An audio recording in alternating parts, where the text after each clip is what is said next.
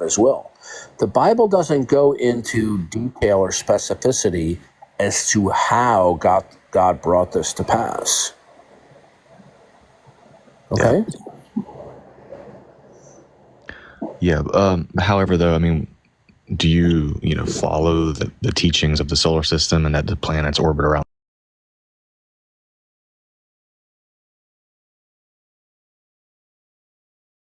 Well, I mean,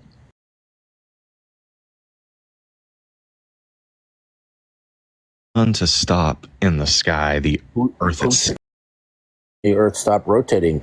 It just said what they saw in the sky was the appearance of the sun remaining. Okay? It's speaking phenomenologically. It remained like that for several days, correct? What part of the country are you in? West Virginia. Okay. What time does the sun rise where you are? Probably about 6-ish in the morning, 6:30, 6-ish, somewhere around that time, depending on the time of the year. So the sun rose at that time today? Probably. I would have to look at the exact time, but I'm not going to. Does the sun rise? Yes. Does it? In our comprehension of the sun, it doesn't physically rise. No. No. Rise. Okay. So we're speaking phenomenologically as it appears to us. Okay. Yeah. So the Bible doesn't specify how God did it with his power. Okay. The Bible teaches Hebrews 1, Colossians 1, and other verses. He upholds all things by the power of his will. A miracle is not a violation of the laws of nature, but a superseding of those laws. Okay? And many people think that miracles are a violation. They're not a violation. They're a superseding of that. So God intervened in some way, supernaturally and providentially, to bring about that phenomenon from their perspective. How he did it, I don't know. But you know what? I might have a few more decades in me on this planet, but when I die and I go to be with the Lord, that's one of the things I'm going to ask him to explain. Yeah. Well, I mean, from a naturalistic perspective, I mean, you probably know, I mean, for that to happen, the Earth itself would have to stop rotating. In naturalism, there's no expectation of regularity because there's nothing within the model that imposes that. So we know what would happen if the Earth stopped. No, you don't know what happened. Do you know? Let me see how I can explain this to you. In a God-dependent world of Christian theism, we have a rational and reasonable expectation that God will keep certain things in an orderly fashion until he recreates the world. So God is the single causal first principle that imposes the continuity, discontinuity, unity, diversity, and order in the world, such as the regular nature. What is it within your naturalistic framework that is absolute, unchanging, invariant, that imposes that certain things will be regular and others won't? I'm not sure. I don't think. Yeah, well, naturalism has no rational basis to expect that the future will in any way resemble the past. Mm-hmm. Yeah. So you see, when people attempt to explain things rationally, coherently, intelligibly without God, they're not being consistent when they do it. Otherwise, they would realize you couldn't speak coherently about anything in the world, including science. Yeah.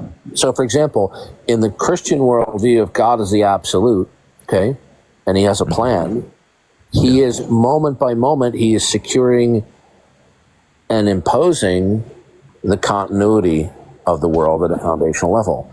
When God is removed from the equation, what would impose regularity? Another thing is this. in a naturalistic framework, why would any event be off limits, including the sun staying stationary in the sky? What would prohibit that? And what are you going to say? Laws of nature? Oh, okay, good. What imposes laws of nature? No idea. Yeah. So you see, God didn't make it difficult to deny him. He made it impossible. And the so-called arguments against the Bible actually collapse upon a careful walkthrough. Yeah. And I have one more to point out, and it's not really an error. It's more of a historical kind of thing in the Gospels. I'm not sure if it's in Matthew. I think it's in Matthew. After Jesus resurrects from the tomb, it says that the dead come out of their graves. Is that Matthew? Yeah, that when Jesus resurrected, yes, people who had recently died, a number of them came out of their graves. Does it say recently? I think that's what we can infer from the passage, yeah. When I say recently, they could be dead for a week or two, for all we know. Or a month, or a year? Yeah. Okay, well, regardless. We're not talking about somebody who's been dead.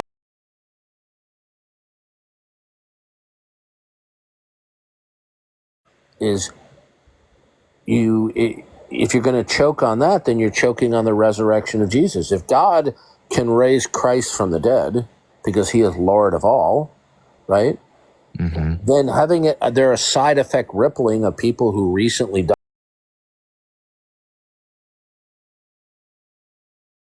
A shocking testimony to shake things up is no more difficult than it is to raise Jesus from the dead. Well, I'm not really arguing that. I'm arguing that, these people, they walked into the city of Jerusalem, they visited their loved ones, they had dinner and ate with their loved ones. And outside of the Gospel of Matthew, no one wrote this.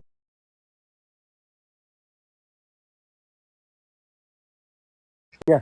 Marco Polo made no mention of the Great Wall of China. Yeah. So I guess the Great Wall of China didn't exist. Well, The thing is this. Do you know that there's no mention of the execution of young male babies under King Herod, other than the Bible? So what? Why would we expect that to be recorded? Yeah. Well, I mean, because in my opinion, I think that's an anachronistic standard. Do you know what that means? I'm not sure what that specific word. Anachronistic means it's out of place in time. We would expect certain things to be written down by some people who were historians, but you have to understand there weren't newspapers, there weren't journalists everywhere, there weren't historians all over the place in colleges and universities. Yeah. Historians back then were few and far between. Yeah. However, I mean, I just think because you would consider this to be an extraordinary event. Would you agree?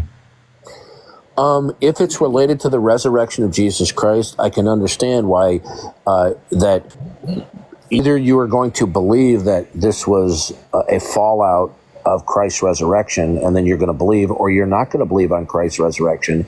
So you're going to want to ignore these stories.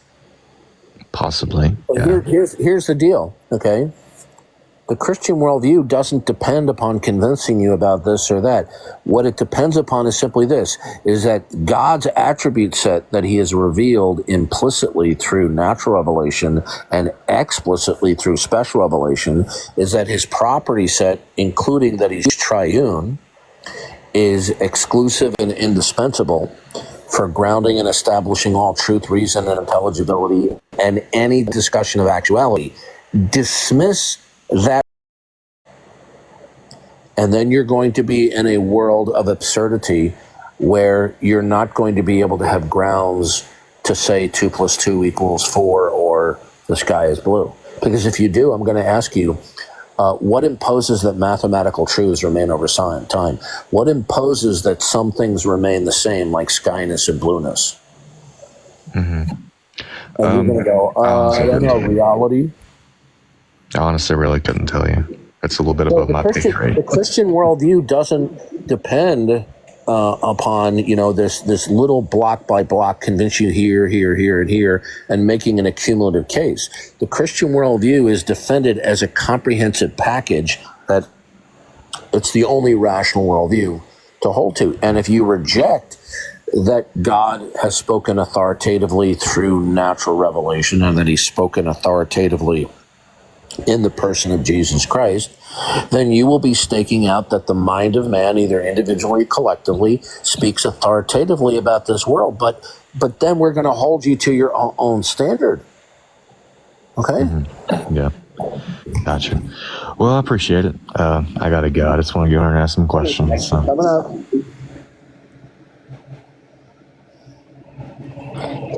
At least he was respectful. Yeah, he was raising some very good objections, but I'm not the least bit troubled by, things like the sun standing still, okay? Mm-hmm. Because, first of all, in a world where God is, all possibility and impossibility resides in God according to his maximal power and his purposes and his plan. If that's dismissed, then on what grounds do you object to anything? Yeah, you can't. In a world of chance where nothing is absolute and there's no absolute dictating what is regular and not regular, then you can't talk about, I can't believe that happened because of laws of nature. Good. What secures the laws of nature? In a world that's shrouded in mystery, you don't have grounds to object to anything. Yeah, because the issue is like someone says, well, if the sun was still, that goes against the laws of nature. Well, what makes the laws of nature true? Well, here's the plan. Can God supervene the laws of nature? Oh, yeah. Yeah. He created it. Notice the key word there is supervene. Notice I didn't say violate. Oh, yeah, absolutely. Hey, Darth, I got a DM today that a guy had created an AI that was debating Greg Botson, and he got Greg Botson to concede. And I was like, what? So I'm looking at this log. The guy's he has a combination of the moto ontological argument and the fine-tuning argument, and it's just a disaster. The way of course, Greg Botson was just wiping the floor with them, and the bot's like dodging the questions that Greg Botson's asking. And then at the end, he just tells Greg Botson to concede, basically, in the command prompt. And then Greg Botson, of course, concedes because it's AI. And then he tells me that's like some victory. Like, what? What are they? No, another village idiot on TikTok. Oh my lord! Well, this is a guy from Discord, but yeah. Yeah. I thought that was funny. It's like, yeah, I conceded because you programmed it to. Well, no, duh. Yeah. Well, we can cheat too, but we don't. Yeah, but of course, they never answer the questions, the pre-sub question, right? When they're trying to do evidentialism too, he was dodging it, trying to do the neutral territory, and then it was just stupid. But anyways. Yeah. Welcome, son. Are you an atheist, and how old are you? I'm 25. Are you an atheist? Yeah. Can you tell me why? I mean, you're not much better. I mean, you only believe in one God out of 7 trillion. So okay. Being a 25-year-old and giving me a response that is fit for a 15-year-old doesn't sound very good. Okay. What did I say that was incorrect? Atheism is not the disbelief in some gods. Atheism is the disbelief and denial of all gods. So a Christian theist cannot, by definition, be an atheist. I didn't say you're an atheist. I just said we're in the same boat, pretty much. No, we're not in the same boat. Oh, how are we in the same boat? Because you have a 1 in 7 million chance of being correct, and I have. So do I. Do you know how many times I've heard this? Do you have a rebuttal? Now, are you suggesting that my selection of the Christian God was at random? I mean, I'm sure you were raised Christian, so that probably You didn't answer my question. I did. Notice that you refuse to transparently answer the question. Okay. I answered it. Did I select the God of Christianity when I became a Christian?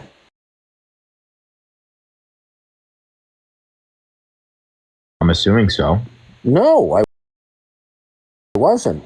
But even if I had been raised Christian at a certain point in life, people choose to retain their religious upbringing or they choose to jettison it.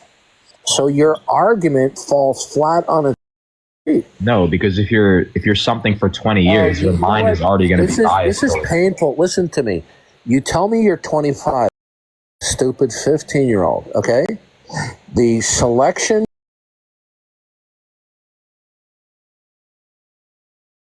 in it or jettison it, okay? So how many do you believe? Okay, let me ask you this question.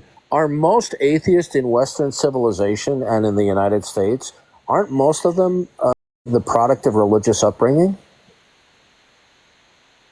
I don't know. Are they? I'm not sure. Yeah, you know what the answer is. Look at the atheists on the interweb, how they love to boast about how they, quote, deconstructed. The bottom line is, here's this. We're not in the same boat. So if you say I'm in the same boat, are you telling me that you selected atheism randomly and not rationally? I'm saying that then it's not at random then. So now you're contradicting yourself, aren't you? I'm saying our odds are pretty much. You know what? Do me a favor. Start playing your A game and responding to me like a 25-year-old instead of an evasive 15-year-old. Because if you continue to evade what I'm presenting to you, I'm going to eject you. Now, did you randomly select the not God world? No. Good. Didn't you say that we were in the same boat? Yes. Oh, were you suggesting that I randomly picked God? No. Okay, you're done. You're lying. Goodbye. I said See you later, no. liar. Bye. Okay, when you lie, you're gone. Did you see that? You see how easily they lie? Oh, yeah. I'm going to be honest, that guy might have just been so stupid that he didn't even know what he was saying. Well, this is atheism for you. Okay, they don't bring their A game. No, they don't. Oh, I got a question for you, Darth. Sure. I was on Discord last night, and there were Muslims in there, and one of them said, he said, how can Jesus have fully a human nature and a God nature, and then not contradict each other? What would the acquire or manifest himself in human form? I don't know. I mean, I don't know. I mean, I don't think it is. No, it isn't. Because look, they're desperate because they're Unitarians. Hold on a second. Got it. Hold on a second.